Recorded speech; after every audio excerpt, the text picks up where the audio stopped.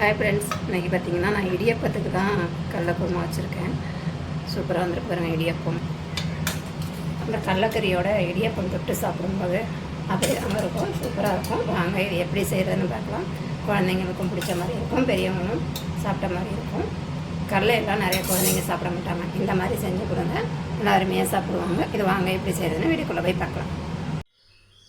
இன்றைக்கி கருப்பு கொண்ட கடலையை வச்சு நல்லா குருமா பண்ணாமங்க. நான் பார்த்திங்கன்னா ஒரு கப் அளவுக்கு ஊற வச்சு வச்சுருக்கேன். இது ஓவர் நைட்டு 8 மணி நேரம் 9 மணி நேரம் நல்லா ஊறிடுச்சு.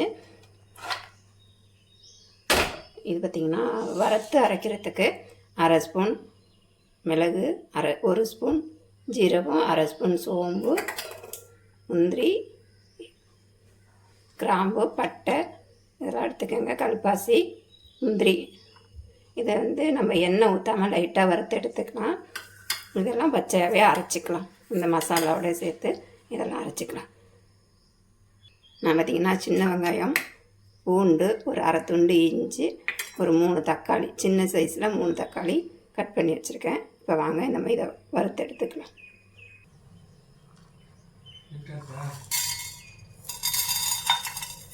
எண்ணெய் ஊற்ற வேண்டாம், கடாய் லைட்டாக சூடானோன்னா போட்டு வறுத்துக்கலாம்.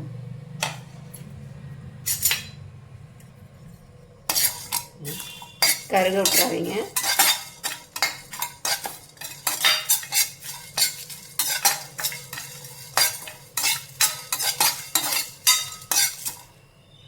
என்னது அவ்வளோதாங்க, நல்லா வறுபட்டுருச்சு. இதை நம்ம அரைச்சிக்கலாம்.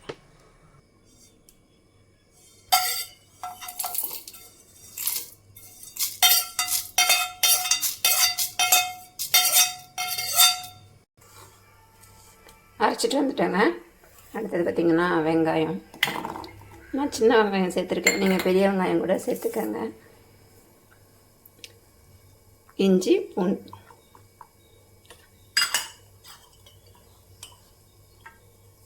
கூடவே தக்காளி. இது கொஞ்சமாக தண்ணி ஊற்றி நல்லா அரைச்சிக்கலாம். அவ்வளோதாங்க, எல்லாத்தையும் அரைச்சிட்டு வந்தாச்சு. இப்போ நம்ம இதை தாளிச்சிக்கலாம்.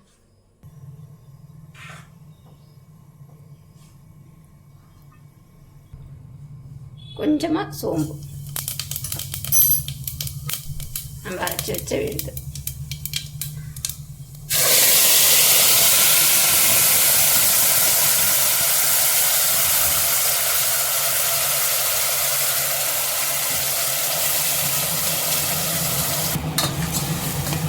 நல்லா இதோட பச்சை வாசனை போகிற வரைக்கும் நம்ம வதக்கிக்கலாம். ஏன்னா எல்லாமே நம்ம பச்சையாக அரைச்சிருக்கோம். குருமா செய்கிறது ரொம்ப ஈஸிங்க. எல்லாம் ஒன்று அரைச்சோமா தாளிச்சோமான்னு ஆகிடும்.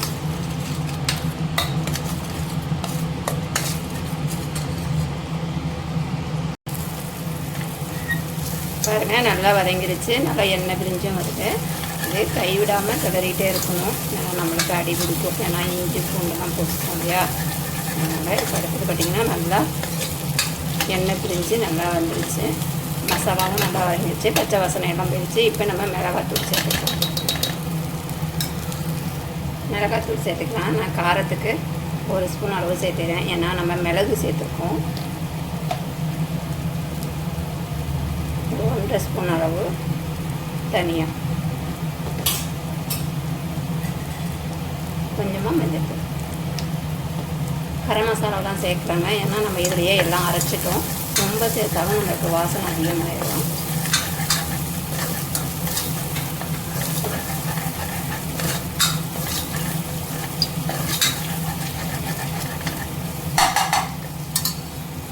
அடுத்தது நம்ம ஊற வச்சுருக்க கடலையை சேர்த்துக்கலாம்.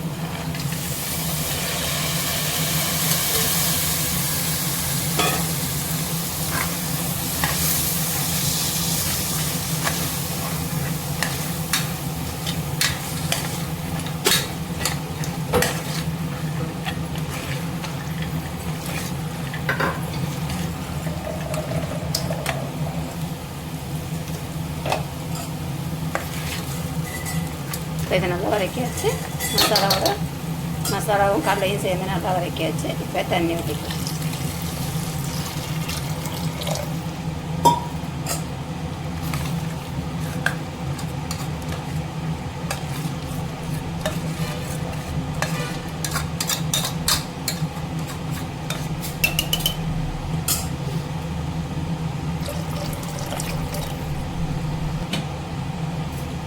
தேவையான அளவு உப்பு சேர்த்துக்கலாம்.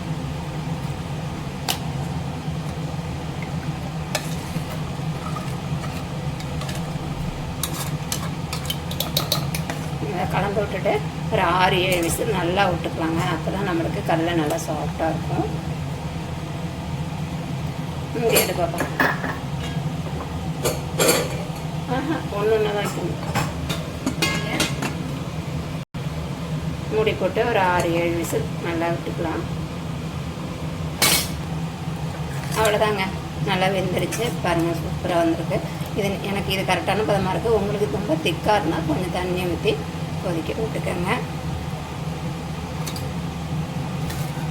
மேலே கொத்தமல்லி தூள் இறக்கணும்னா அருமையான கருப்பு கொண்டக்கடலை ஈஸியான மெத்தடில் செஞ்சாச்சு. வீடியோ பிடிச்சிருந்தா லைக் பண்ணுங்கள், ஷேர் பண்ணுங்கள், கமெண்ட் பண்ணுங்கள். மறக்காமல் கலை கிச்சனை சப்ஸ்கிரைப் பண்ணுங்கள். பக்கத்தில் ஒரு பெல் பட்டனே அழுத்துங்க. அப்போ தான் நான் போடுற வீடியோ உங்களுக்கு உடனே வந்து சேரும். இன்னொரு வீடியோவில் சந்திப்போம். டாடா பாய்.